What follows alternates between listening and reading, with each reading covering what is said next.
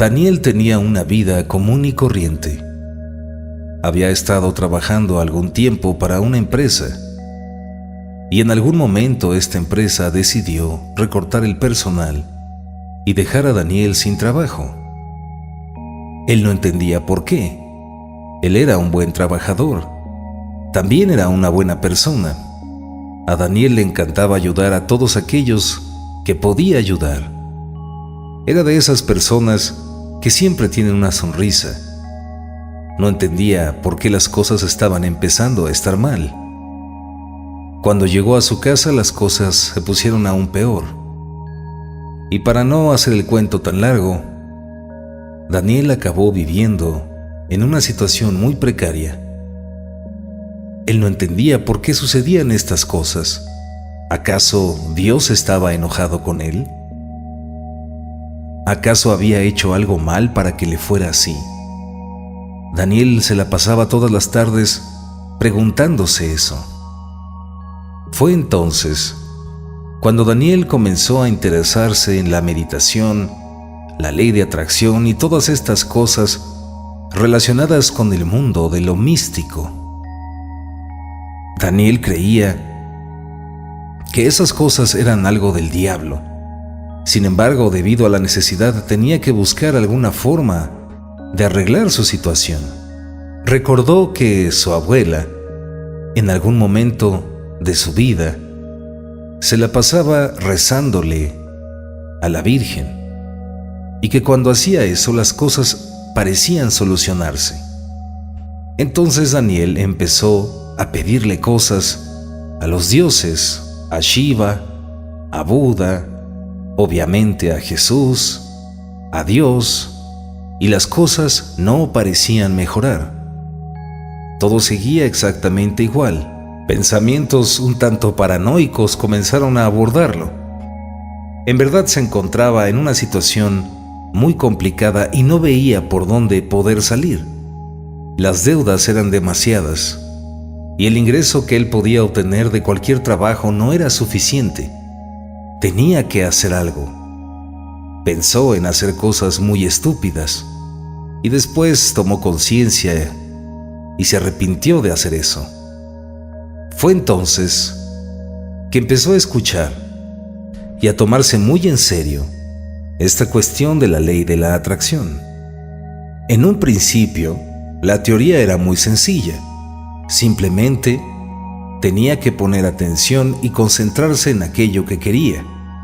Entonces comenzó a leer a Neville Goddard, a Neale Donald Walsch, a ver la película del secreto, tratar de recibir toda la información posible para ponerse a practicarlo. Comenzó entonces a tomarlo muy en serio y practicar todo este tipo de cosas todos los días con una fe extraordinaria, y se dio cuenta que era buenísimo visualizando estados del ser. Se la pasaba horas imaginando, sintiendo esas nuevas circunstancias que él quería experimentar. Comenzó a platicarle a sus pocos amigos todo esto, y sus amigos le dijeron que eso simplemente era una tomadera de pelo, que no iba a lograr nada haciendo eso, y que las cosas se logran a través del esfuerzo y el trabajo, y no a través de una ley muy tonta. Sin embargo, ninguna de esas palabras parecía importarle a Daniel. También había descubierto al gran William Walker Atkinson, y él sabía que el poder del pensamiento es poderoso. Por lo tanto, decidió no escucharlos y continuar su camino a la transformación. Poco a poco y conforme pasaban los días, no muchos días, por cierto, las cosas comenzaron a ponerse aún peor. Los trabajos en donde estaba simplemente acababan corriéndolo. Parecía que tenía una especie de maldición. Sin embargo, Daniel, obstinado y completamente seguro del poder del pensamiento, decidió continuar. A pesar de que las circunstancias parecían cada vez más y más terribles, Daniel siguió aferrado a un estado de conciencia positivo. Daniel continuó visualizándose y sintiéndose a sí mismo en una vida feliz, dichosa y llena de abundancia económica, prosperidad, riqueza. Se visualizaba a sí mismo sonriendo, viviendo experiencias extraordinarias. Ya no le importaba lo que sucedía alrededor. Él simplemente estaba convencido de ese poder que radica dentro del espíritu de cada persona, dentro de la conciencia de cada individuo. Cada vez que la realidad, por decirlo de alguna forma, trataba de demostrarle a Daniel que la vida no era como él creía, él más y más se aferraba a ese pensamiento positivo. Pareciera hasta una especie de acto enfermizo, pero no era así.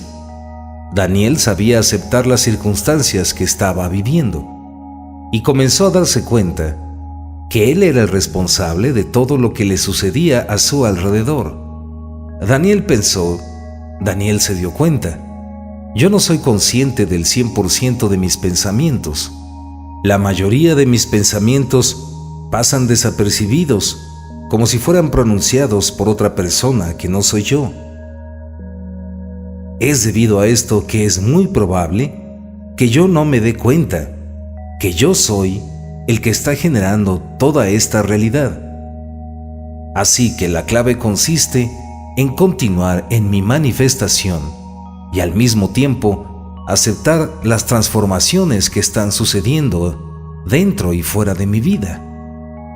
Daniel comenzó a recordar ciertas órdenes hipnóticas, ciertas programaciones que había tenido desde muy pequeño.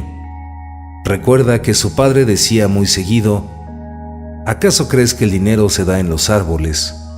Y también recordaba cuando su padre, platicando con sus amigos, repetía una y otra vez, el dinero es cosa del diablo. Fue entonces cuando Daniel se percató de este extraño y maravilloso fenómeno. Todas las circunstancias que estaban viviendo le estaban haciendo ver que el dinero era algo muy difícil de conseguir, que no se daba en los árboles. Se dio cuenta que siempre que obtenía trabajos que eran bien pagados, tenía que esforzarse demasiado para poder lograr esas cantidades. Se dio cuenta que debido a la programación que tenía, es que vivía la realidad una y otra vez reflejada con esa misma idea. También recordó que cada vez que él hacía algo sin aparentemente esforzarse en su trabajo, es cuando lo corrían, es cuando vivía cosas terribles. Entonces, simplemente pensó, todo esto que estoy experimentando es el reflejo de esta programación que yo tenía desde que era muy pequeño. Si continúo entonces aferrándome a este sentimiento positivo, aceptando estas nuevas ideas, tarde o temprano la realidad se va a ajustar a mi nueva programación. De esta forma, Daniel continuó y continuó haciéndolo. Y llegó un punto, cuando menos se lo esperaba, en donde las circunstancias comenzaron en verdad a transformarse. Obtuvo un trabajo maravilloso, un trabajo que para él no era un trabajo, era algo que le gustaba hacer, y la paga era maravillosa. Poco a poco, la vida de Daniel se fue transformando, y fue entonces cuando él se convirtió en un ejemplo de aquello de lo que él tanto hablaba. Sus amigos, al escuchar todas estas historias, simplemente le decían que tenía muy buena suerte. Otros le decían que una cosa no tenía nada que ver con la otra. Otros amigos le decían que, pues, todo eso era un reflejo de que era una buena persona. Y Daniel siempre les respondía, esto no tiene nada que ver con ser una buena o mala persona. Esto tiene que ver con la programación que está dentro de nuestra propia conciencia. Si tú cambias esa programación, toda tu realidad se va a transformar. Y entonces los amigos le decían, ¿crees que es así de fácil? simplemente pienso algo y automáticamente la vida me lo va a otorgar, esas son puras tonterías, Daniel. Daniel, al escuchar estas palabras, simplemente se soltaba a reír, confiando que en algún momento, tarde o temprano, sus amigos, a través de su ejemplo, comenzarían a cambiar su propia conciencia. Daniel también se dio cuenta que ser buena persona no es un acto obligatorio, no es un deberías. Ser buena persona tiene que ver con un acto natural de amor hacia uno mismo y hacia la vida.